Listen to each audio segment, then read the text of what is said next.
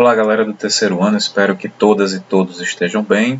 Vamos dar prosseguimento ao estudo nosso do capítulo 14, Gêneros, Sexualidades e Identidades, discutindo um pouquinho hoje das diferenças, tá certo? É uma abertura do capítulo, vai ser uma aula breve, tá? E a gente vai estar dialogando sobre ela no decorrer aí do bimestre. Sigamos com a Frida Kahlo, essa imagem Raízes de 1943, e iniciamos aqui com essa questão motivadora. Por que gêneros e sexualidades considerados diferentes podem causar sofrimento a inúmeras pessoas? Então, a questão do sofrimento e da violência é bem observada quando a gente trata a temática de gênero e sexualidades destoantes daquilo que é considerado, não é, a norma padrão. Tá? E aí esse é um dos temas que é difícil de ser tratado, muitas vezes ele é silenciado, tá? E é colocado como um tabu. Então convém que a gente possa discutir com tranquilidade, trazer as referências importantes para a discussão. E aí nós temos aí, não é, o movimento de mulheres, tá? O movimento LGBTQIA+, como propulsores dessas discussões, não é? Referentes às questões de gênero e de sexualidades. Tá? O que se observa atualmente é um crescimento das falas, não é? Desses gêneros, dessas sexualidades que são dissonantes, por meio dos movimentos, não é? Que reivindica de reivindicação ligada aos direitos daqueles e daquelas consideradas e considerados diferentes. Tá certo? Tem crescido a fala desse segmento da população. Este capítulo ele tem a intenção de ampliar o diálogo, tá? De trazer questão, de ouvir vocês, ter a compreensão sobre as chamadas questões de gênero, tá? Que vem sendo marcadas por violência e intolerância em relação às pessoas que não se inserem nos padrões hegemônicos de comportamentos e afetos. Qual é o padrão hegemônico? É a heterossexualidade. Né? Ela que é a norma social no que diz respeito ao gênero e no que diz respeito às sexualidades. Então, tudo que destoa dessa norma, ela, de uma certa maneira, sofre uma pressão, né? E às vezes desemboca em violência, né? Em preconceito, em discriminação, em estigma. Tá? Então, conceitos de identidade, de diferença, de sexualidade, de transexualidade, de movimentos sociais, que vocês já discutiram na disciplina de sociologia em anos anteriores, na ideia de cultura também, de desigualdade, de violência, estão entre os conceitos que a gente vai utilizar aqui nesse capítulo. Então, as teorias sobre o tema, né, também tentam compreender por que ainda persistem determinadas limitações. Por que a gente ainda encampa essa limitação do direito pleno das pessoas que não estão na norma heterossexual? Né? De onde é que vêm essas forças que limitam essas pessoas? Né? Limitações de mulheres, de pessoas bissexuais, homossexuais, transgêneros, em relação aos seus direitos de serem plenos, ou seja, de viverem de acordo com suas orientações particulares.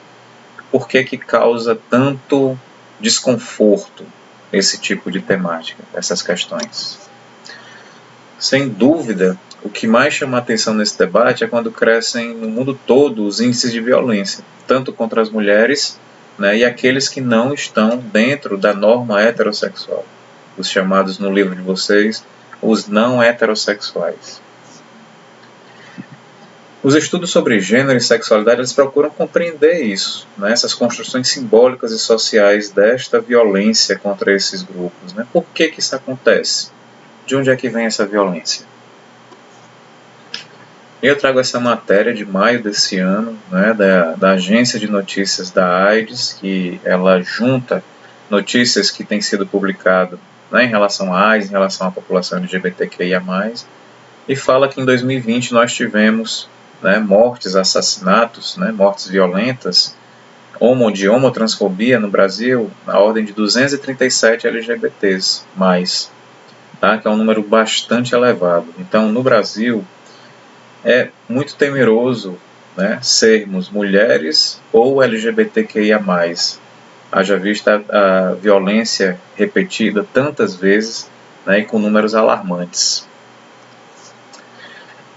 Segundo o site CNN Brasil, né, uma pesquisa realizada pela Confederação Nacional de Municípios, né, de 16 de agosto, há poucos dias atrás, diz que a violência contra mulheres e vulneráveis aumenta em 41%, 42% quase, das cidades brasileiras. Então tem aumentado principalmente com a pandemia de Covid-19, quando essas mulheres iniciaram o isolamento social junto muitas vezes com os agressores da qual elas convivem. Então teve um aumento significativo.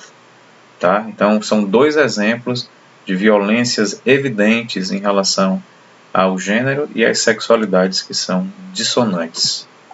Tá? E aí é possível a gente se perguntar, será que todos nós nos encaixamos em todos os padrões da sociedade considerados corretos? Né? Será que nos inserimos nos padrões de beleza, de consumo, de estética que estão dados aí socialmente? Essa é uma questão. Ou em algum desses padrões a gente destoa, né? A gente é diferente. Tá? Temos os empregos que são considerados melhores, por exemplo. Né? Temos uma família ideal, uma família que é constituída de papai, mamãe e filhinhos, ou há uma série de arranjos familiares que abarcam a multiplicidade de brasileiros e brasileiras. Não é? Então, pesquisa do IBGE já mostra que mais de 50% da população tem um outro tipo de arranjo familiar. Né? E não adianta a gente dizer que somente um único arranjo é o correto.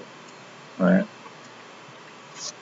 Em alguns momentos, né, segundo algum desses padrões de exigências socioculturais, podemos ser considerados de fora ou diferentes. Certamente, em algum desses padrões, nós somos a diferença, né?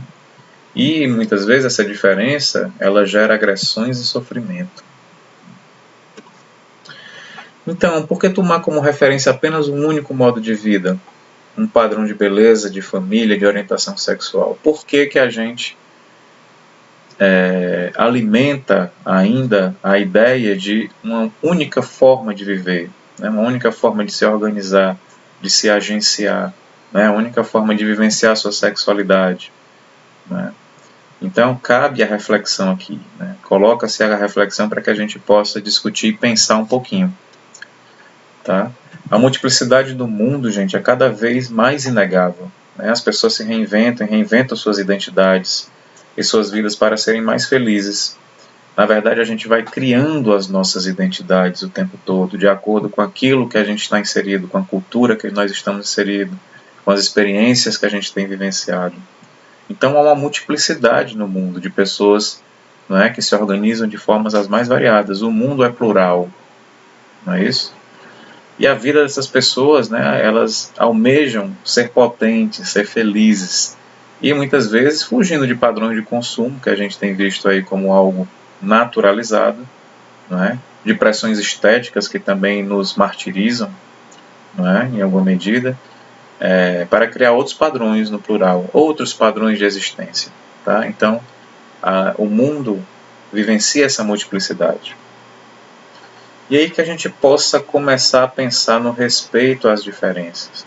Talvez compreender que a diferença é o nosso trunfo, não é? Mais do que algo que se organiza de forma unitária, né? É mais importante pensar a diferença como algo importante culturalmente, socialmente, certo? Então a gente vai finalizando esse nosso primeiro momento do capítulo mais propriamente, não é? A discussão sobre a Lei Maria da Penha dialoga intensamente com as questões de gênero que a gente está trazendo aqui, tá certo? E no decorrer do bimestre a gente continua fazendo essas reflexões, trazendo elementos da atualidade. Então eu queria pedir para que vocês continuem se cuidando, né, atento às questões sanitárias.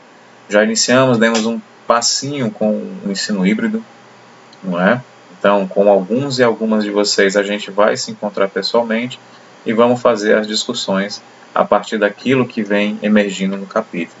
Tudo bem? Coloco-me à disposição de vocês, certo? Fiquem à vontade para falar quando quiserem e até breve.